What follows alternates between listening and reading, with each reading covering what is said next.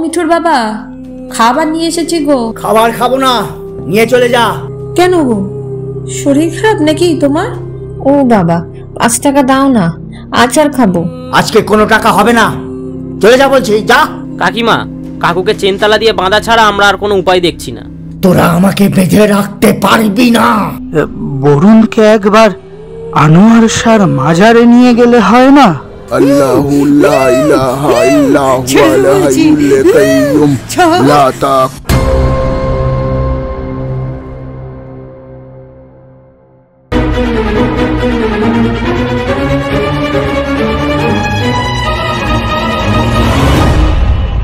Suspense night volume 4। এবারে কোনো গল্প না, শোনাবো সব সত্য ঘটনা।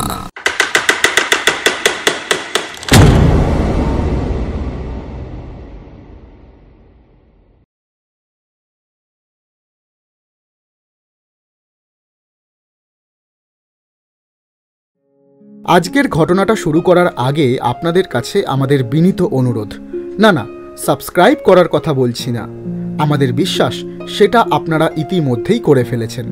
আর যারা প্রথমবার আমাদেরকে শুনতে শুরু করেছেন, আমাদের কাজ আপনাদের ভালো লাগলে আপনারাও যে আমাদের চ্যানেলটাকে সাবস্ক্রাইব করে পাশে থাকবেন সে ব্যাপারেও আমরা নিশ্চিত। সাসপেন্স নাইট ভলিউম 4 শেষ হচ্ছে আজকের এই রাতের অভিশাপ সত্য ঘটনা দিয়েই। খুব তাড়াতাড়ি আসছে সাসপেন্স নাইট পরিবার অ্যাওয়ার্ড সিজন 2। তাই আপনাদের কাছে আমাদের একান্ত অনুরোধ, আজকের ঘটনাটা শোনার পর আমাদের চ্যানেলের পোস্ট অপশানে গিয়ে ভোট করুন আপনাদের প্রিয় সত্য ঘটনা, প্রিয় চরিত্র ও আরও অন্যান্য বিভাগের শ্রেষ্ঠ শিল্পীদের। কারণ আপনাদের করা এই ভোটের মাধ্যমেই আমরা জানতে পারবো কে বা কারা হলেন সেরা চরিত্র, সেরা গল্প ইত্যাদি। কিভাবে ভোট করবেন বুঝতে পারছেন না? আপনাদের ভোট করার সুবিধার্থে এই ভিডিওটা আমরা স্ক্রিনে রাখলাম। ভোটিং লাইন খোলা থাকবে আগামী মঙ্গলবার অর্থাৎ 4 মার্চ ঠিক রাত 12টা পর্যন্ত। ধন্যবাদ। আমি দীপঙ্কর কাঁটাল। কালো বিড়ালের সত্য ভৌতিক ঘটনার পর আজ আমি তোমাদেরকে শোনাতে চলেছি আমার মেশোর সাথে ঘটে যাওয়া আরও একটা সত্য ভৌতিক ঘটনা। আজ তোমাদেরকে যে ঘটনাটা বলতে চলেছি সেটা ঘটেছিল আজ থেকে প্রায় 20 বছর আগে, যেটা আমার নিজের চোখে দেখা। আমার মেশোর নাম বরুণ। মেশোর পরিবারে ছিল 3 জন মানুষ, মেশো, মেশোর বউ মানে আমার মাসি সাবিত্রী, আর তাদের মেয়ে মানে আমার দিদি মিঠু। ঘটনাটা ঘটেছিল বেহালার পূর্বাশা নামক একটি জায়গায়। আমাদের বাড়ির একেবারে পাশের পাড়া বলা যায়। আজ থেকে 20 বছর আগে ওই রাস্তাতে কোনো আলো ছিল না। রাস্তার দুপাশে বড় বড় বটগাছের সারি ছিল। সকালবেলাতেই ওই রাস্তা দিয়ে গেলে গা ছমছম করে উঠত। রাতের বেলাতে ওই রাস্তা দিয়ে তেমন কেউ যেত না বললেই চলে। রাত 8টার পর ওই রাস্তাটা পুরো ফাঁকা হয়ে যেত, আর শুরু হয়ে যেত ভাম, পেঁচা, বাদুড় এদের উৎপাত। এই রাস্তাতেই ঘটেছিল আমার মেশোর সাথে আজকের এই ভয়ঙ্কর ভৌতিক ঘটনাটা। আমার মেশো বরুণ বেহালার পূর্বাশায় রাস্তার পাশে একটা খুব বড় জঙ্গলে ভরা বন্ধ হয়ে যাওয়া পরিত্যক্ত একটি কোম্পানিতে সিকিউরিটি গার্ডের কাজ করত। বলা ভালো, মেশো ওই কোম্পানিতে সারা দিন রাতি থাকত। কোম্পানির ভেতরটাও ছিল পুরো জঙ্গলে ভরা। আমিও কয়েকবার ওই কোম্পানিতে সকালবেলাতেই আমার দিদি মানে মিঠুদির সঙ্গে গিয়েছিলাম মেশোর জন্য খাবার নিয়ে।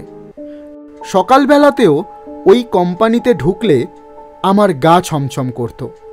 মেশো যে কি করে সারা দিন রাত একা ওই অত বড় কোম্পানিতে থাকতো কে জানে। রাতের বেলা মাসি গিয়ে মেশোকে খাবার দিয়ে আসতো। এই সূত্রে বলে রাখি, আমার মেশো খুব ঘন ঘন তামাক মাজত। দুবেলা খাওয়া দাওয়ার পর নিয়ম করে ওনার তামাক মাজা চাই। এরকমই একদিন রাতে ঠিক 8টার সময় মাসি মেশোকে খাবার দিতে গেছিল।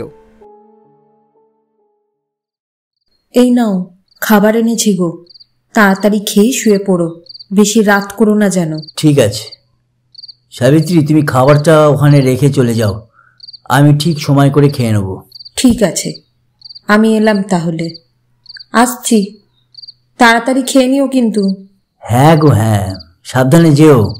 মেশো রাত 10টা নাগাদ খাবার খেয়ে হাত মুখ ধুয়ে তামাক মাজতে মাজতে কোম্পানি থেকে রাস্তায় বেরিয়ে এদিক ওদিক পায়চারি করতে লাগলো।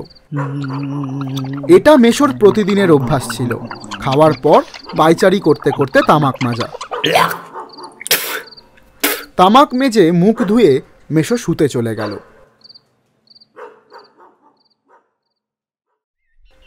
পরের দিন দুপুরে প্রতিদিনের মতো মিঠুদি মেশোর জন্য খাবার নিয়ে গেল।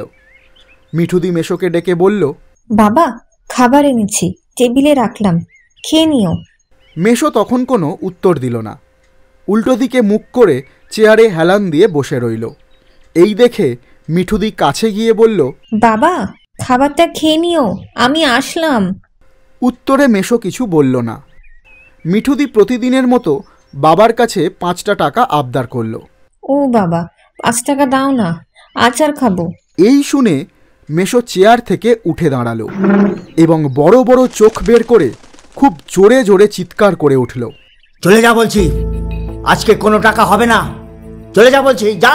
এই বলে মেশো মিঠুদির কানটা ধরে মুলে দিল। বাবা লাগছে, ছাড়ো। মিঠুদি সঙ্গে সঙ্গে কাঁদতে কাঁদতে কোম্পানি থেকে বেরিয়ে এলো এবং ঘরে এসে মাসিকে সমস্ত ঘটনা বলল। এই শুনে মাসি বলল, বাবা রোজ রোজ পয়সা কোথা থেকে পাবে বলতো? হ্যাঁ, রোজ রোজ তোর টাকা চাওয়ার কি আছে? ঠিক করেছে, জাগিয়ে পড়তে বস। এই বলে মাসি কাজে বেরিয়ে গেল। এরপর যথারীতি মাসি কাজ থেকে বাড়িতে এসে রান্নাবান্না করে প্রতিদিনের মতো মেশোর জন্য ঠিক রাত 8টার সময় খাবার নিয়ে গেল। ও মিঠুর বাবা, খাবার নিয়ে এসেছি গো, টেবিলে রাখলাম, খেয়ে নিও। খাবার খাবো না, নিয়ে চলে যা। কেন গো, শরীর খারাপ নাকি তোমার? মেশো চুপ করে রইল, কিছু বলল না। এবার মাসি মেশোর কাছে গিয়ে বলল, বলছি বাজার হাট করতে হবে, 200-300 টাকা দাও তো। মাইনে পাইনি, টাকা নেই কাছে, চলে যা এখন।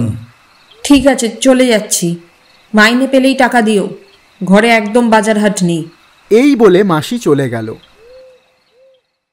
এরপর একই রকমভাবে প্রায় প্রতিদিনই মাসি ও বোনের সাথে মেশো চেঁচামেচি করত আর অস্বাভাবিক আচরণ করত। এই রকমভাবে প্রায় বেশ কিছুদিন চলল। তারপর মেশো কেমন যেন চুপচাপ হয়ে গেল। হঠাৎ করেই মাঝে মধ্যে জ্বর আসতে লাগলো ও ভুলভাল বকতে শুরু করলো। পাগলের মতো জিনিসপত্র এদিক ওদিক ছোঁড়াছুড়িও শুরু করলো। এই খবর গেল কোম্পানির মালিক নেপাল কাকুর কাছে। খবর পাওয়া মাত্রই আমার মাসিকে সঙ্গে নিয়ে নেপাল কাকু কোম্পানিতে গিয়ে উপস্থিত হলো। ও বরুণদা, কেমন আছো? তোমার নাকি শরীর খারাপ?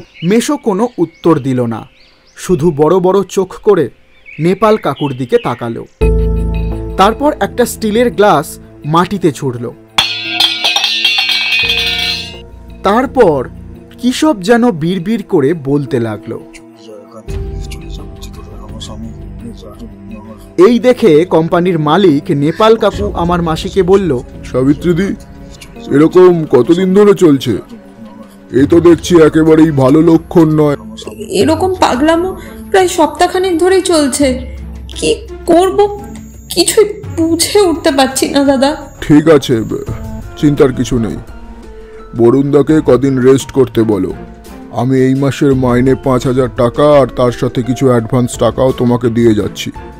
তুমি বরুণদাকে নিয়ে বাড়ি যাও এবং বাড়িতে গিয়ে একটা ভালো মেন্টাল ডাক্তার দেখিয়ে নিও। সুস্থ হলে আবার কাজে আসতে বলো, কেমন? আচ্ছা ঠিক আছে নেপালদা। এই বলে মাসি মেশোকে সঙ্গে নিয়ে বাড়ি চলে এলো।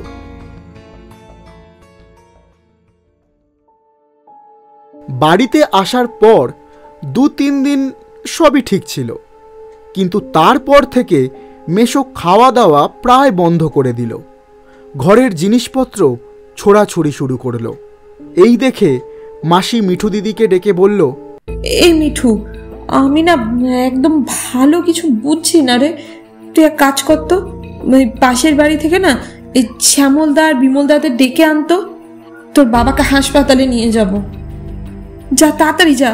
ঠিক আছে মা, আমি এক্ষুনি যাচ্ছি। এই বলে মিঠুদি ওনাদের ডাকতে চলে গেল।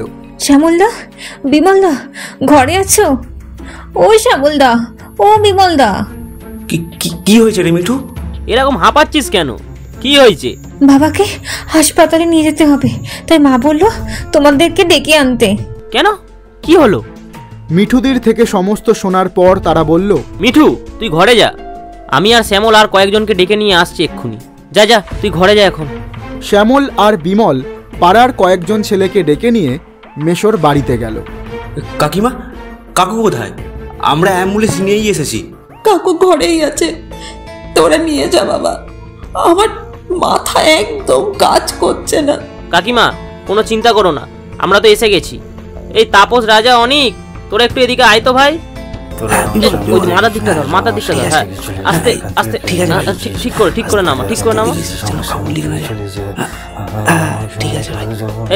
এই অনেক, তুই গাড়িতে আগে ঢুকে যা। এই রাজা, তুই এদিকটা চাগা। এই তাপস, তুই ধর এদিকটা, আমি ধর। কাকিমা চিন্তা করো না, আমরা হাসপাতালে কাকুকে ভর্তি করে তবেই বাড়ি ফিরবো, বুঝলে? তুমি এত চিন্তা করো না, আসছি আমরা।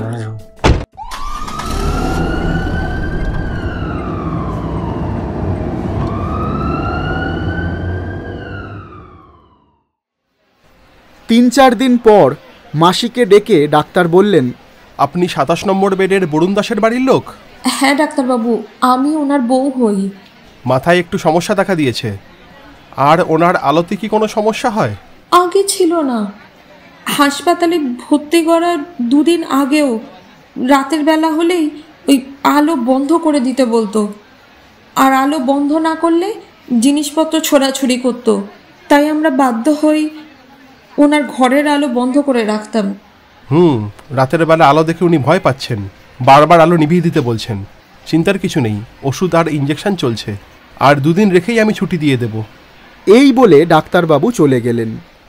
যথারীতি 2 দিন পর মেশোর ছুটিও হয়ে গেল। মোটামুটি একটু সুস্থ হয়েই মেশো বাড়িতে ফিরল। এরপর প্রায় 1 সপ্তাহ মেশো বাড়িতেই ছিল, কিন্তু খাওয়া দাওয়া প্রায় ছেড়ে দিয়েছিল। চেহারাটাও বেশ খারাপ হয়ে গেছিল, কারোর সঙ্গেই কোনো কথা বলতো না। কয়েকদিন ঠিক থাকার পর আবার শুরু হলো পাগলামো। বাসন ছোড়াছুড়ি থেকে শুরু করে ভুল বকা আবার আগের মতোই শুরু হয়ে গেল। মাসি অনেক ডাক্তার দেখালো, সবাই একই কথা বলল। ডাক্তারবাবুরা কিছু ওষুধ লিখে দিল, সেগুলো খাওয়ানোও হলো, কিন্তু কিছুতেই কোনো কাজ হলো না। দিন দিন মেশোর পাগলামি আরও বাড়তে লাগলো। নিরুপায় হয়ে মাসি পাড়ার ছেলেদেরকে ডাকলো। আমি আর পারছি না বাবা, তোরা কিছু একটা ব্যবস্থা কর। কাকিমা, কাকুকে চেনতালা দিয়ে বাঁধা ছাড়া আমরা আর কোনো উপায় দেখছি না। এই বলে বিমল ঘরে গিয়ে চেন তালা নিয়ে এলো। শ্যামল, বিমল ও বাকিরা মিলে চেন তালা দিয়ে একটা বড় আম গাছের সঙ্গে মেশোর হাত পা বেঁধে দিল। আরে রাজা, ধর না, ভালো করে ধর, মাটা পালিয়ে যাবে একটু। আরে পাটা টাইট করে বাঁধ রে রাজা, তাহলে খুলে চলে যাবে পাগলটা। ধর ভালো করে ধরে টাইট করে বাঁধ। চাবিটা দে তালা। টাইট করেছিস? ঠিক আছে। তারপর চাবিটা মাসির হাতে ধরিয়ে দিয়ে বলল, কাকিমা চাবিটা রাখো, আমরা আসছি, প্রয়োজনে ডেকো কিন্তু। হ্যাঁ, আসছি। এই বলে তারা চলে গেল।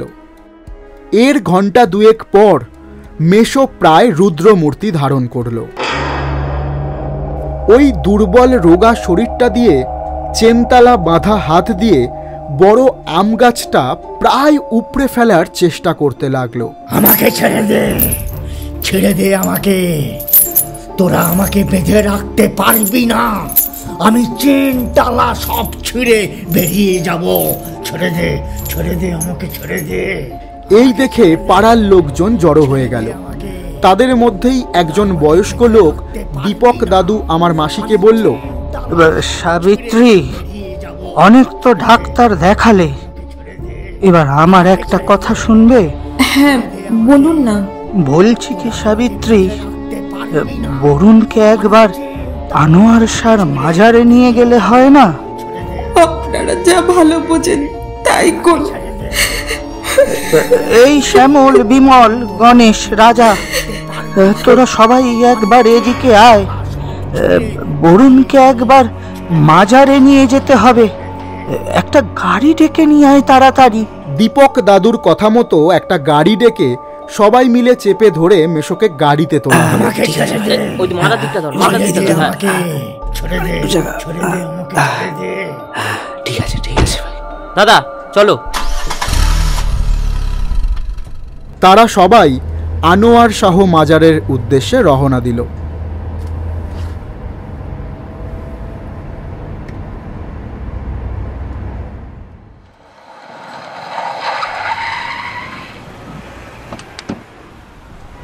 মাজারে পৌঁছে সবাই মিলে চেপে ধরে মেশোকে মাজারের ভিতরে প্রবেশ করাতে চাইল, কিন্তু মেশোর গায়ে তখন প্রায় 100 লোকের শক্তি। 10 জন মিলেও মেশোকে ধরে রাখতে পারছে না। আমাকে ছেড়ে দে, আমাকে ছেড়ে দে, আমি ঢুকবো না। এই মালটার গায়ে আমি যাবো না, আমি যাবো না, আমি ঢুকবো না, আমি যাবো না। সবাই মিলে কোনো রকমে চেপে ধরে মেশোকে মাজারের ভিতর মৌলবী বাবার কাছে নিয়ে গেল। সমস্ত ঘটনা ওনাকে বলা হলো। সমস্ত ঘটনা শুনে মৌলবী বাবা মেশোকে একটা স্থানে বসিয়ে সবাইকে দূরে সরে যেতে বলল। তারপর মৌলবী বাবা মন্ত্র পড়া শুরু করলো।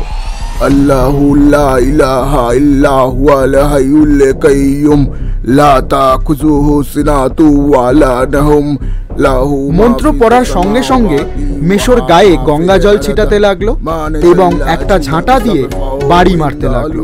ইল্লা বিইনজিহি ইয়ালামু মা বাইনা আইদিহিম ওয়া মা খালফাহুম ওয়ালা ইউতিহুন বিশাইমিন মিন ইলমিহি ইল্লা বিমা শাআ ওসিয়া কুরসিহুস সামাওয়াতি ওয়াল আরদ। তুই কি চাস? কেনই বা ওর শরীরে প্রবেশ করেছিস? এরপর মেশো যখন বলতে শুরু করলো তা শুনে আমরা সবাই অবাক হয়ে গেলাম। মেশোর কণ্ঠস্বর বদলে একটা মহিলা কণ্ঠে মেশো বলল, আমি পূর্বসার ওই বট গাছটাই থাকি। আমি প্রতিদিন রাতে ওইখান দিয়ে যাওয়া আসা করি। সেদিনও যাচ্ছিলাম, কিন্তু যাওয়ার সময় ও আমার গায়ে তামাকের থুতু ফেলেছিল। তাই রাগে আমি ওর শরীরে প্রবেশ করেছি। আমি কিছুতেই ওকে ছাড়বো না। ওর মৃত্যু না হওয়া পর্যন্ত ওর নিস্তার নেই। তুই যাবি না, তোর ঘাড় যাবে। মৌলবী বাবা তখন আরো জোরে জোরে মন্ত্র পড়তে লাগলো। আল্লাহু লা ইলাহা ইল্লা হুয়াল হাইয়ুল কাইয়ুম লা তাখুযুহু সিনাতু ওয়া লা নাওম লাহু মা ফিস সামাওয়াতি ওয়া মা ফিল আরদ মান জাল্লাজি ইসফাউ। এই রকম কিছুক্ষণ চলার পর মহিলা কণ্ঠে মেশো আবার বলে উঠল, আমাকে আর মারিস না, আমার খুব লাগছে, আমাকে ছেড়ে দে, ছেড়ে দে আমাকে, আমি ওকে ছেড়ে চলে যাব, ছেড়ে দে আমাকে, ছেড়ে দে। বেশ, কি প্রমাণ রেখে যাবি তুই? কি করে বুঝবো যে তুই এই শরীর ছেড়ে চলে গেছিস? কি হলো বল। ওদের বাড়ির আম গাছের একটা ডাল আমি যাওয়ার সময় ভেঙে দিয়ে যাব। বেশ, তবে তাই হোক। বলার সঙ্গে সঙ্গেই মেশো জ্ঞান হারালো এবং মাটিতে পড়ে গেল। পাড়ার সবাই যারা ওখানে উপস্থিত ছিল সবাই দৌড়ে গিয়ে মেশোর চোখে জল ছিটাতে লাগলো। কিছুক্ষণের মধ্যে মেশোর জ্ঞান ফিরে এলো। মৌলবী বাবা মেশোর হাতে একটা তাবিজ পরিয়ে দিল। তারপর বলল, রাতের বেলার কোনো দিন যেখানে সেখানে থুতু ফেলবি না, এমনকি প্রস্রাবও করবি না বাবা। তোকে জিন ধরেছিল। এই তাবিজটা হাত থেকে খুলবি না। যা, বাড়ি যা, আর কোনো ভয় নেই, যা। এরপর পাড়ার ছেলেরা মেশোকে নিয়ে বাড়িতে ফিরে এলো। বাড়িতে এসে তারা দেখল মেশো যেই আম গাছে বাঁধা ছিল সেই আম গাছের একটা মোটা ডাল ভেঙে পড়েছে।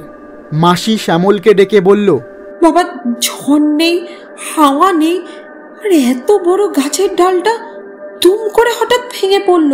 মাসির থেকে কথাটা শুনে শ্যামল মাজারের সমস্ত ঘটনাটা মাসিকে বলল।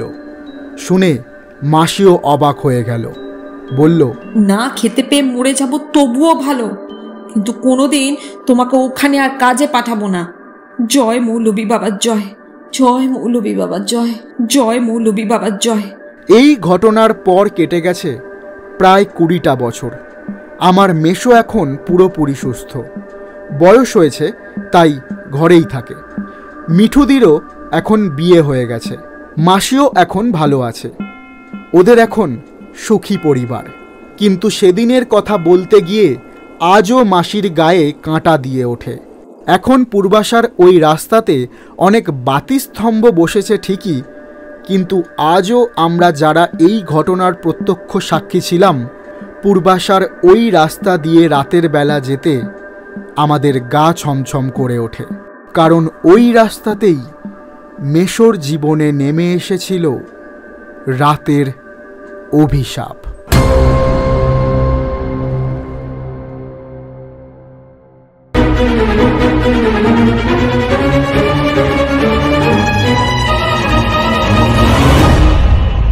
Suspense night volume 4।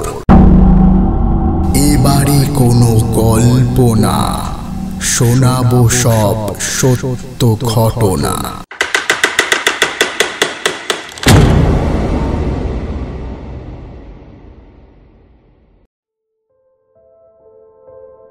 এতক্ষণ শুনছিলেন রাতের অভিশাপ।